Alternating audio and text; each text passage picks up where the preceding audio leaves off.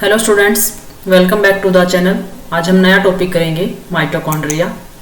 General structure देखेंगे इसके अंदर, इसके एंजाइम्स और कुछ फंक्शंस बाद में दूसरी वीडियो के अंदर करवाएंगे आपको। तो देखते हैं माइटोकॉन्ड्रिया क्या होता है। Mitochondria are the membrane bound organelles present in the cytoplasm of all eukaryotic cells that produce adenosine triphosphate ATP, the main energy molecule used by the cell. Mitochondria double membrane bound organelle होती है, membrane bound होता है और वैसे भी double membrane होता है। Cytoplasm में मिलता है सेल के अंदर और सभी यूकैरियोटिक सेल्स के अंदर मिलता है, चाहे वो प्लांट्स की सेल हैं चाहे वो एनिमल सेल्स हैं। वहां पर वो adenosine triphosphate ATP that is the energy currency of the cell, इसकी फॉर्मेशन करवाने में क्या है, हेल्प करता है। माइटोकॉन्ड्रिया को हम mainly power house of the cell भी बोलते हैं, सिंगुलर को हम माइटोकॉन्ड्रियन बोलते हैं। डबल मेम्ब्रेन बाउंड ऑर्गेनेली होती है, यूकैरियोटिक सेल्स के अंदर देखने को मिलती है। They are found inside the cytoplasm and essentially function as the cells digestive system. Cell के अंदर डाइजेशन के बाद और जो ATP की फॉर्मेशन होती है उसमें हेल्प करने में माइटोकॉन्ड्रिया हेल्प करता है, उसका मेजर रोल होता है ATP की फॉर्मेशन में, इसलिए इसको डाइजेस्टिव सिस्टम भी बोला जाता है। They play major role in the breaking down of the nutrients and generating energy rich molecules for the cell. Cell के लिए एनर्जी की प्रोडक्शन न्यूट्रिएंट्स को डाइजेस्ट करके माइटोकॉन्ड्रिया करता है। बहुत सारी बायोकेमिकल रिएक्शंस के थ्रू वो जाता है जो सेलुलर रेस्पिरेशन के अंदर होते हैं। ये सब में क्या है, माइटोकॉन्ड्रिया हेल्प करता है। माइटोकॉन्ड्रिया का वर्ड्स जो होता है ग्रीक वर्ड्स है माइटोस एंड द कॉन्ड्रियन। माइटोस का मतलब होता है थ्रेड और कॉन्ड्रियंस का मतलब होता है ग्रैन्यूल। तो थ्रेड लाइक और ग्रैन्युलर लाइक स्ट्रक्चर्स ये होती हैं।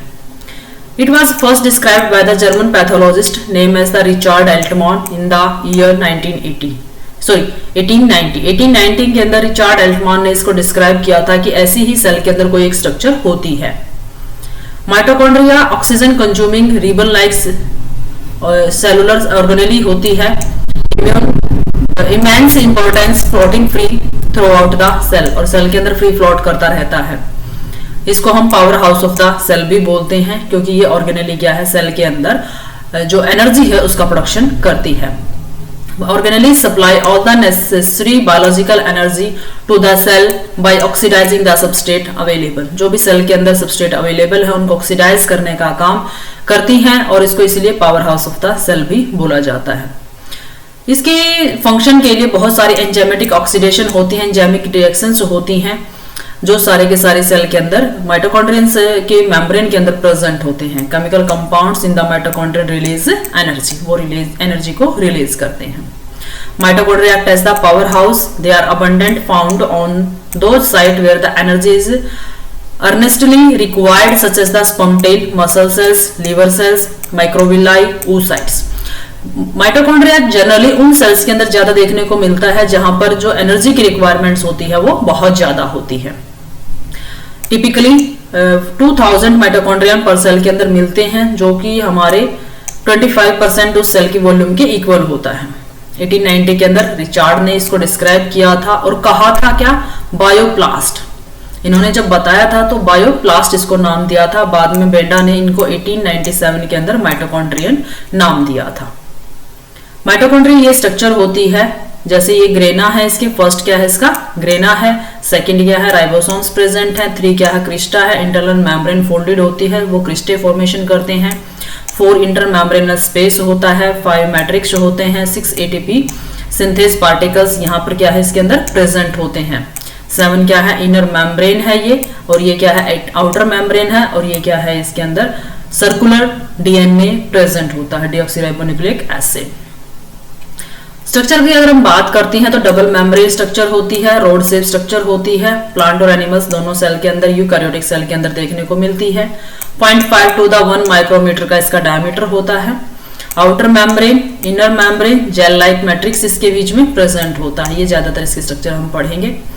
आउटर मेम्ब्रेन और inner membrane are made up of the protein and the phospholipid separated by the intermembranal space. Outer membrane और इनर मेम्ब्रेन दोनों फॉस्फोलिपिड्स और प्रोटीन से मिलकर बनती हैं, दोनों में रेशियो डिफरेंट हो सकता है, होता है वैसे भी, और बीच में क्या इनका इंटरमेम्ब्रेनल स्पेस होता है। Outer membrane cover the surface of the mitochondria and has a large number of the special protein called the porine. Outer membrane के अंदर क्या होते हैं? पोरिन प्रेजेंट होते हैं. स्पेसिफिकली सिर्फ ये आउटर मेम्ब्रेन के ऊपर ही प्रेजेंट होते हैं और इन पोरिन्स की वजह से क्या ये फ्रीली परमिएबल होता है आयंस के लिए, न्यूट्रिएंट्स के लिए, एनर्जी मॉलिक्यूल्स के लिए, चाहे वो एनर्जी मॉलिक्यूल्स एडीपी है चाहे वो एटीपी है, वहां उन सब के लिए क्या है? पोरिन्स फ्रीली परमिएबल होते हैं, वो सभी को अलाउ कर देते हैं. ये स्ट्रक्चर होती है ज्यादातर, अगर हम उसको गौर से देखते हैं तो ये है इसकी आउटर मेम्ब्रेन और ये है इनर मेम्ब्रेन. आउटर मेम्ब्रेन के ऊपर क्या है इसके? देखो सिर्फ पोरिन्स प्रेजेंट हैं और किसकी होती है? लिपोप्रोटीनस नेचर की होती है दोनों लेयर. और ये क्या है? इसकी इनर लेयर है. इनर के अंदर क्या है? एटीपी सिंथेज है, ट्रांसपोर्टर्स प्रेजेंट हैं, enzyme of the oxidative metabolisms present हैं, रेस्पिरेटरी चेन के एंजाइम्स प्रेजेंट हैं और ये क्या है? इसका मैट्रिक्स स्पेस है. ये अगर आप बाहर से देखोगे तो इस तरीके की स्ट्रक्चर होती है माइटोकॉन्ड्रिया की. ये क्या है? इसकी आउटर मेम्ब्रेन है, ये इनर मेम्ब्रेन फोल्डेड है और फोल्डेड होने की वजह से इसको क्रिस्टे बोलते हैं. इसके अंदर सर्कुलर डीएनए प्रेजेंट होता है ये, और बीच में ये क्या प्रेजेंट है? इसका मैट्रिक्स प्रेजेंट होता है. ये सारे क्या है? इसकी जनरल स्ट्रक्चर होती है. माइटोकॉन्ड्रिया के अंदर हम माइटोकॉन्ड्रिया मोबाइल होता है, प्लास्टिक ऑर्गेनेली है, डबल मेम्ब्रेन बाउंड स्ट्रक्चर है, ये हमने पहले ही बताया है. जनरली इसके अंदर 4 डोमेन्स होते हैं: outer membrane, inner membrane, intermembranal space and the matrix. इन चारों की हम बात करेंगे इसके अंदर. Organelle are enclosed by the 2 membrane, smooth outer membrane and markedly folded और tubular inner mitochondrial membrane. Inner mitochondrial membrane की वजह से क्या हो जाता है? वो फोल्डेड होती है तो लार्ज सरफेस एरिया होता है जो मैट्रिक्स के अंदर होता है. ये इस तरीके से क्या है? या अंदर की तरफ फोल्डेड होती है ये इनर मेम्ब्रेन और इसकी को हम क्या बोलते हैं? क्रिस्टे. इंटरमेम्ब्रेनल स्पेस जो होता है इन दोनों मेम्ब्रेन्स के बीच के स्पेस को हम बोलते हैं. Number and shape of mitochondria as well as the number of cristae they have can differ widely from cell type to the cell type. Cell का टाइप डिफरेंस होते ही क्या है? माइटोकॉन्ड्रिया के अंदर का नंबर और माइटोकॉन्ड्रिया के अंदर क्रिस्टे का शेप जो है या फिर नंबर है वो चेंज हो जाता है. जो जैसी रिक्वायरमेंट होती है सेल के अंदर उसी हिसाब से क्या है? उसी के अकॉर्डिंग वहां पर जो नंबर्स हैं माइटोकॉन्ड्रिया के और क्रिस्टे के जो नंबर्स हैं वो प्रेजेंट होते हैं. Tissue with intensive oxidative metabolism, जहां पर ज्यादा मेटाबॉलिज्म या ज्यादा एनर्जी की रिक्वायरमेंट्स होती है वहां पर माइटोकॉन्ड्रिया ज्यादा होते हैं. जैसे हार्ट मसल्स होती हैं वहां पर mitochondria particularly large number of the cristae, क्योंकि क्रिस्टे के अंदर क्या होता है? एटीपी सिंथेज एंजाइम होता है और वो एटीपी सिंथेज क्या करता है? एटीपी की फॉर्मेशन करता है. तो वहां पर ज्यादा रिक्वायरमेंट्स होती है तो क्रिस्टे का नंबर वहां पर बढ़ जाता है. Even with in one type of the tissue shape of the mitochondria can very depend on their functional status. उसके फंक्शनल स्टेटस के ऊपर डिपेंड करती है कि माइटोकॉन्ड्रिया कैसा प्रेजेंट होगा, उसके अंदर क्रिस्टे कैसा प्रेजेंट होगा, चाहे वो एक ही टिश्यू के अंदर क्यों ना हो. Both mitochondrial membrane are very rich in the protein. Proteinous nature और लिपोप्रोटीनस नेचर की होती है तो दोनों के अंदर अच्छा खासा अमाउंट जो है वो प्रोटीन्स का प्रेजेंट होता है. ये देखो स्ट्रक्चर इसके अंदर, ये है आउटर मेम्ब्रेन. आउटर मेम्ब्रेन के अंदर सिर्फ क्या है? पोरिन्स प्रेजेंट होते हैं. उसके बाद इंटरमेम्ब्रेनल स्पेस आ जाता है, intracristal space and the peripheral space. Crista के अंदर का स्पेस होता है और पेरिफेरी की तरफ स्पेस होता है. पेरिफेरी ये यहाँ पर प्रेजेंट है. इंटरक्रिस्टा ये जो क्रिस्टे बने हैं अंदर की तरफ, इनके बीच का स्पेस जो होता है दैट वन. इनर मेम्ब्रेन की अगर हम बात करते हैं तो वहां पर क्या बनते हैं? क्रिस्टे की फॉर्मेशन होती है, अंदर मैट्रिक्स जो होता है और क्रिस्टे फॉर्मेशन होता है. उसके साथ साथ माइटोकॉन्ड्रिया के अंदर अपना डीएनए होता है जिसको माइटोकॉन्ड्रियल डीएनए बताया जाता है, बोला जाता है. मैट्रिक्स के अंदर ग्रेन्यूल्स होते हैं और उसके अंदर राइबोसोम्स भी प्रेजेंट होते हैं और उसके साथ साथ एटीपी सिंथेज जो मेनली प्रेजेंट होते हैं, जिसकी वजह से इसको power house of the cell भी बोला जाता है. तो एटीपी सिंथेज यहाँ पर प्रेजेंट होते हैं. ये सारी स्ट्रक्चर इसकी पर देखते हैं. आउटर माइटोकॉन्ड्रियल मेम्ब्रेन क्या होती है? Resemble more with the plasma membrane जैसी स्ट्रक्चर होती है. केमिकल कंपोजिशन अगर हम उसकी देखें तो आउटर मेम्ब्रेन के ऊपर एक्सचेंजिंग चलती है साइटोप्लाज्मा के बीच में और इंटरमेम्ब्रेनस स्पेस के बीच में. किसके थ्रू होता है वो सब कुछ? पोरिन्स के थ्रू. पोरिन्स प्रेजेंट होते हैं इसीलिए वो क्या है? उसको फ्रीली परमिएबल होते हैं आयंस के लिए, मेटाबोलाइट्स के लिए, एनर्जी मेटाबोलाइट्स के लिए और न्यूट्रिएंट्स के लिए. आउटर मेम्ब्रेन्स के पास क्या होता है? प्रोटीन टू फोस्फोलिपिड का रेशियो सिमिलर होता है यूकैरियोटिक सेल्स के अंदर, जैसे 1:1 वहां पर होता है. Large number of integral proteins होते हैं जिनको पोरिन कहा जाता है. These porins form the channel that allow molecules 5000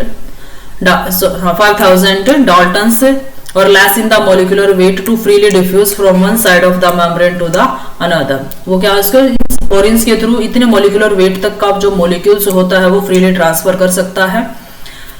Large proteins can enter the mitochondrial if the signaling sequences at their end terminus bind to a large multi-subunit proteins called the translocase to the outer membrane। Outer membrane से अगर वो आगे की तरफ large protein है तो उसका and terminus किसके साथ बाइंड करे, ट्रांसलोकेज के साथ। ट्रांसलोकेज के साथ अगर बाइंड करता है तो वो उसको क्या कर देगा, आगे की तरफ अलाउ कर देगा मूवमेंट्स करने के लिए। Which then actively move them across the membrane, वो उसको मेम्ब्रेन से पास आउट करवा देगा। Disruption of the outer membrane permits protein in the intermembranous space to leak into the cytosol leading to the certain cell death. अगर outer membrane से mitochondria के अगर outer membrane में कोई भी डैमेज हो जाता है, लीकेज हो जाती है, तो उसकी वजह से क्या हो जाती है, उस सेल की डेथ हो जाती है, उस एपोप्टोसिस होता है। क्योंकि सेल किसी भी डैमेज चीज को नहीं रखेगी जिसकी वजह से अगर कुछ चीजें कैंसर कोजिंग हो या फिर कुछ भी अनफंक्शनल हो तो उससे बचने के लिए सेल क्या कर देती है, एपोप्टोसिस करती है। Mitochondrial outer membrane can associate with the endoplasmic reticulum की मेम्ब्रेन के साथ भी ये एसोसिएट होता है। माइटोकॉन्ड्रियल एसोसिएटेड एंडोप्लाज्मिक मेम्ब्रेन उसको बोला जाता है। किसके लिए होता है ये बताया गया है इसके अंदर कि कैल्शियम सिग्नलिंग जो पाथवे होता है उसके लिए क्या है, एंडोप्लाज्मिक रेटिकुलम माइटोकॉन्ड्रियल मेम्ब्रेन का एसोसिएशन होता है, जिसके थ्रू क्या करता है, involve in the transfer of lipid between the endoplasmic reticulum and the mitochondria, जिसके थ्रू ये सिग्नलिंग मॉलिक्यूल्स क्या है वहां से ट्रांसफर होकर माइटोकॉन्ड्रिया से चले जाते हैं। ये स्ट्रक्चर देखो आउटर के अंदर क्या बताया था हमने, पोरिन्स प्रेजेंट होते हैं, ये यहाँ पर प्रेजेंट होते हैं। इनर माइटोकॉन्ड्रियल मेम्ब्रेन की अगर हम बात करते हैं तो वहां पर बहुत सारे क्या है, एंजाइम्स प्रेजेंट होते हैं, उसके साथ साथ कोएंजाइम्स होते हैं। आउटर कंपोनेंट्स के अंदर इलेक्ट्रॉन ट्रांसपोर्ट चेन प्रेजेंट होती है और जो प्रोटॉन को पंप करता है वहां पर परमेज प्रोटीन्स भी प्रेजेंट होते हैं, जो किसी भी मॉलिक्यूल्स को जैसे सिट्रेट है, एडीपी है, फॉस्फेट है, एटीपी है, इन सबको क्या है मोमेंट्स करने के लिए अलाउ करता है। Inner mitochondrial membranes give out finger like outgrowths, जिसको हमने क्रिस्टे कहा है। अंदर की तरफ क्या है कि फिंगर लाइक आउटग्रोथ्स वहां पर प्रेजेंट होती हैं। Toward the lumen of the mitochondria and contain टानिस rocket shape F1 particles that contain ATPase enzymes for the ATP synthesis। Inner mitochondrial membrane के अंदर जो क्रिस्टे अंदर की तरफ होते हैं यहाँ पर इस तरीके से जो फोल्डेड होता है, तो इसके ऊपर यहाँ पर क्या होता है, इनके बीच में इस तरीके की स्ट्रक्चर्स प्रेजेंट होती हैं जिनको हम F1 पार्टिकल्स बोलते हैं और जिनको एटीपीज एंजाइम्स भी बोला जाता है, जो इसमें इसकी हेल्प करते हैं एटीपी की फॉर्मेशन के लिए। Inner mitochondrial membrane is completely impermeable. Outer जो मेम्ब्रेन थी माइटोकॉन्ड्रिया की वो कंप्लीटली परमिएबल थी क्योंकि वहां पर पोरीन था, लेकिन इनर जो माइटोकॉन्ड्रियल मेम्ब्रेन है वो कंप्लीटली इम्परमिएबल है क्योंकि वहां पर ऐसा कोई मॉलिक्यूल्स नहीं होता है, सिर्फ जो गैसेज होती हैं उनको ये अलाउ करते हैं, जैसे O2, CO2 और H2O। ट्रांसपोर्टर्स वहां पर प्रेजेंट होते हैं, जो ट्रांसपोर्टर्स क्या करते हैं, मॉलिक्यूल्स का मूवमेंट्स जो है जो वो उसको अलाउ करते हैं। Transporters in the inner membrane ensure the import and export of the important metabolites, वही इसको अलाउ करते हैं।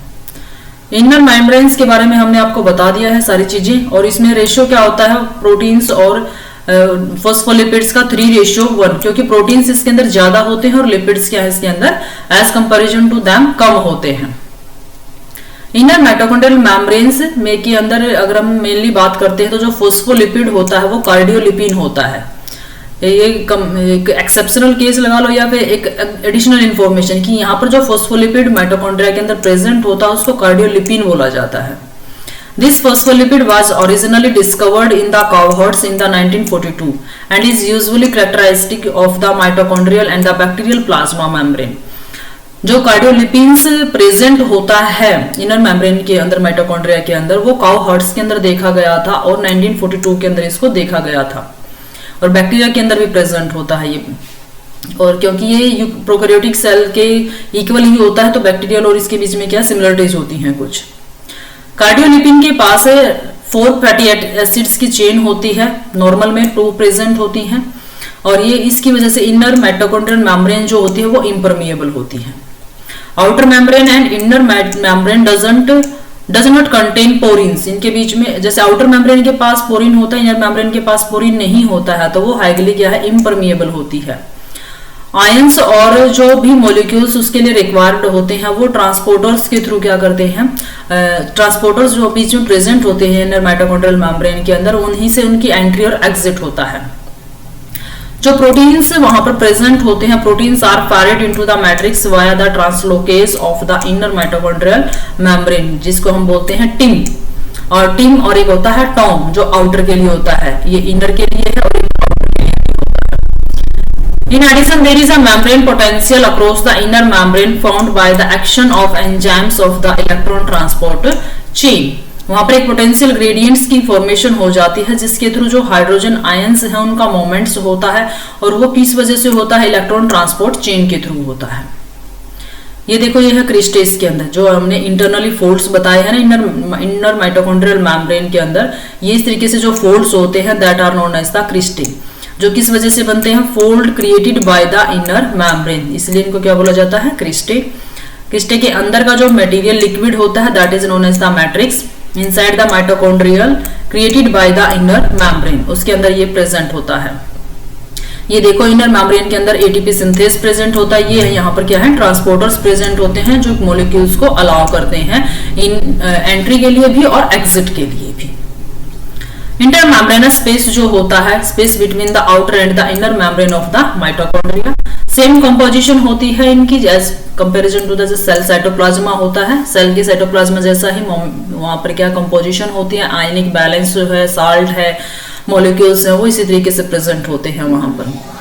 There is a difference in the protein content in the intermembranous space, थोड़ा सा डिफरेंस होता है, उसके प्रोटीन के कंटेंट के अंदर डिफरेंस होता है इंटरमेम्ब्रेनस स्पेस के अंदर। इंटरनल मेम्ब्रेन स्पेस को हम पेरी माइटोकॉन्ड्रियल स्पेस भी बोलते हैं, क्योंकि माइटोकॉन्ड्रिया से अभी भी क्रिस्टिक से स्टार्ट होता है, तो उनके पेरी मतलब बाहर की तरफ की, पेरिफेरी की तरफ की जो स्पेस होता है that is the peri mitochondrial space. Outer membrane is freely permeable to small molecule and concentration of the small molecules such as ions and sugar in the intermembranous space is as same in the cytosol। जो कि outer membrane उसकी free होती है, ये outer membrane है, ये inner membrane है, इस स्पेस को हम क्या बोल रहे हैं, इंटरमेम्ब्रेनस स्पेस बोलते हैं। यहाँ पर पोरीन प्रेजेंट है जिसकी वजह से मॉलिक्यूल्स क्या है, आयंस है, मॉलिक्यूल्स है, सुगर मॉलिक्यूल्स है, वो सभी क्या फ्रीली अलाउ है। तो जैसे साइटोसोल की कंसंट्रेट अमाउंट होता है ऐसे ही कंसंट्रेशन यहाँ पर भी प्रेजेंट होती है। Large proteins must have a specific signaling molecules to transporter across the outer membrane, so the protein composition of this space is different from the protein composition of the cytosol। अब large proteins जो होते हैं वो signalling pathway के through आते हैं, उनके लिए स्पेसिफिक सीक्वेंसेस आती हैं, तब जाकर उनको पास आउट किया जाता है, अदरवाइज नहीं किया जाता। इसीलिए सिर्फ प्रोटीन के कंपोजिशन क्या है इसकी साइटोसोल से डिफरेंट होती हैं। One proteins that are localized to the intermembranous space in this way is the cytochrome C. ये हमेशा याद रखना कि मैट्रिक्स इंटरमेम्ब्रेनस स्पेस के अंदर एक प्रोटीन प्रेजेंट होता है that is the cytochrome C, जो हमारी इलेक्ट्रॉन ट्रांसपोर्ट चेन होती है उसके अंदर मेनली यूज होता है। तो जब एटीपी का सिंथेसिस कंप्लीट करवाया जाता है या फिर जो साइकिल्स होते हैं, क्रैब साइकिल्स है, ग्लाइकोलिसिस है, ईटीसी है, जब उसको पढ़ाया जाता है तो वहां पर साइटोक्रोम सी को दोबारा बताया जाता है कि कहाँ होता है। तो हम माइटोकॉन्ड्रिया की अगर यहाँ अच्छे से याद कर लेते हैं तो इलेक्ट्रॉन ट्रांसपोर्ट चेन जो है वो आपको अच्छे से याद हो जाएगी। उसके बाद बात करते हैं क्रिस्टे की। क्रिस्टे कैसे होते हैं, क्या होता है उसके अंदर। Inner mitochondrial membrane is compartmentalized into the numerous cristae which expand the surface area of the inner mitochondrial membrane enhancing its ability to produce ATP।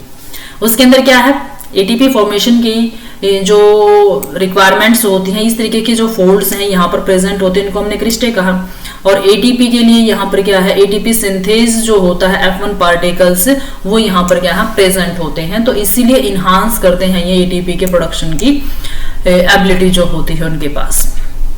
For typical liver mitochondria, the area of the inner membrane is about 5 times as great as the outer membrane। Liver के mitochondria जो होते हैं उनके अंदर inner membrane का space जो होता है वो ज्यादा होता है as comparison to the outer membrane. Ratio is variable and the mitochondria from the cells that have the greater demand for the ATP. क्यों होता है? क्योंकि वहां पर एटीपी की डिमांड ज्यादा होती है। ऐसे ही मसल सेल्स के अंदर होते हैं कि वहां पर क्रिस्टे ज्यादा होते हैं। These folids are studded with small round bodies that known as the F1 particles और या फिर ऑक्जीसोम्स। इन क्रिस्टे के अंदर जिसको हमने F1 पार्टिकल्स कहा है तो उनको कई बार ऑक्जीसोम्स भी बोला जाता है। These are not simple random folds but rather invagination of the inner membrane which can affect overall chemoosmotic functions। ये तो था क्रिस्टे तो खुद इनर मेम्ब्रेन की इनफोल्डिंग्स हैं और इसके अंदर भी इनफोल्डिंग्स हैं जिससे क्या है F1 पार्टिकल्स की जो फॉर्मेशन है वो हुई है। तो ये भी कंप्लीटली क्या है इनफोल्ड्स हैं। On recent mathematically models study have suggested that optical properties of the crista in filamentous mitochondria may affect the generation and propagation of the light within the tissue। तो ये कुछ मैथमेटिकली स्टडी देखा गया है इसके अंदर कि क्रिस्टे के अंदर अगर फिलामेंटस है, माइटोकॉन्ड्रिया अगर फिलामेंटस है तो वो जो प्रोडक्शन है लाइट का या फिर एटीपी का उसकी फॉर्मेशन को हेल्प करता है। तो अब हम बात करें क्रिस्टे की बात की है तो अब हम ऑक्जीसोम्स की भी बात कर लेते हैं कि क्या होता है ऑक्जीसोम्स। It is an important structure present in the mitochondria, present on the surface of inner membrane of the mitochondria। ये अपने हम बात की है। अगर आप इसकी स्ट्रक्चर है ये देखो, ये है इनर मेम्ब्रेन और इनर मेम्ब्रेन खुद इस तरीके से फोल्ड हो चुकी है और इसके अंदर ये क्या होते हैं ऑक्जीसोम्स प्रेजेंट होते हैं। ये क्या है इनर मेम्ब्रेन की स्ट्रक्चर्स होती हैं और जो फोल्डेड स्ट्रक्चर्स होती हैं। Oxysomes are also known as the F0 and the F1 particles या फिर एलिमेंट्री पार्टिकल्स।